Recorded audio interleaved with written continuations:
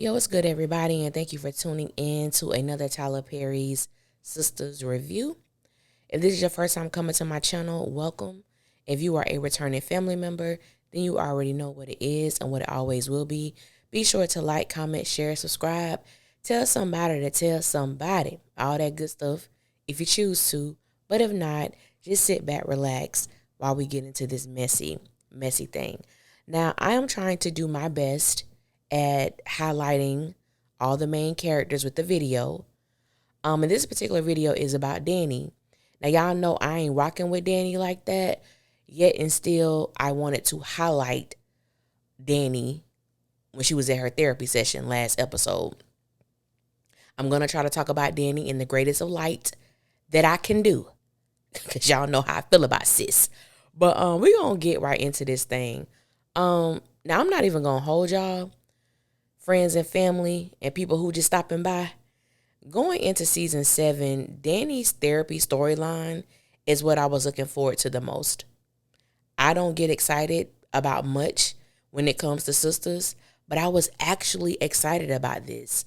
I was looking forward to it.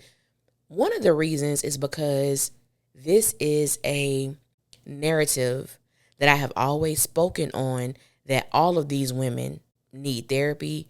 They should be sitting on somebody's couch. They should be talking to someone who can help them deal with their undealt with trauma, childhood trauma, all of those things like that. So I was excited that we were at least going to see one of the sisters be in therapy. And now I feel like I've been played. I ain't going to hold you. I feel like I've been played. Last week episode, Danni played in our faces as well as Creatia's. Now, the great thing that came out of the session was when she told Danni that you tend to worry about things that could happen as if they've happened already. And the look on Danni's face and even her response acknowledged what Creatia said to be true.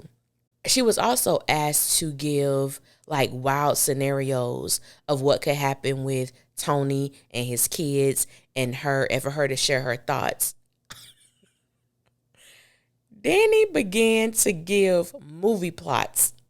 Did y'all catch that? Now, the first movie reference was Acrimony. When Danni got to Parent Trap, which was the second movie reference, I wanted to pop her in her damn throat. And I believe the third movie reference was Chucky. I said, Danni, Daniela King, I'm not finna play with you right now. And I'm so glad that I went back and watched the episode over again, because when Erica and I do our lives, we watch the show and then we immediately talk about it. So we do not get the opportunity to dissect and truly process everything that happened in the episode. At least I know I don't. So I'm glad I went back and rewatched it. And I kind of had a different feeling about it once I watched it for the second time. What I will say is that it is clearly obvious to me that Danni cares a lot about Tony and she doesn't want their relationship to end. But Danni has to communicate more effectively in a timely manner, because we find out that it had been days. Once she found out about the children, she was ignoring him, won't return his calls, wouldn't acknowledge him at work. So it took days for her to get to a place of understanding he is a father. If something happens to the mother for whatever reason, or even if she just wants a break, he is going to be the person to take on the responsibility of caring for his children. Also, if Danni is so concerned about the possibility of Tony's kids trying to get their parents back together, she has to learn to convey that. And I do understand that everyone isn't a good or great communicator. So if that is the case, Danni has to learn how to be vulnerable within her deficiency. And everyone's therapy experience is different. We're going to experience different things. Certain things are going to happen in a certain time frame. You can't rush it, and I get that. The problem is Danni is dating a man who is emotionally sound, who has an emotional foundation, and who operates in emotional intelligence.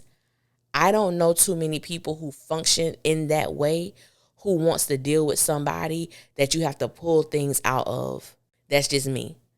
However, when I said that Danni has to learn to be vulnerable in her deficiency when it comes to communicating, is I remember there was a moment in time where I wasn't the best communicator, but I am a great verbally, but I am a great writer. So I would write things out, then I would be able to speak it, or write things out and then hand it to the person because I can get all of my thoughts out without being interrupted. And so as I grew and learned how to communicate effectively verbally, it made all the difference in the world. And a lot of times my communication had to go a little like this. If it was a situation, let's say I'm in a romantic relationship and I know what I want to say, but I'm not sure exactly how to convey it. So my verbiage was something along the lines of, I'm having a difficult time knowing what vulnerability looks like for me in this moment. Because I am uncertain, I just need you to listen as I say what I have to say. We've been together for a while, and I'm really starting to care about you.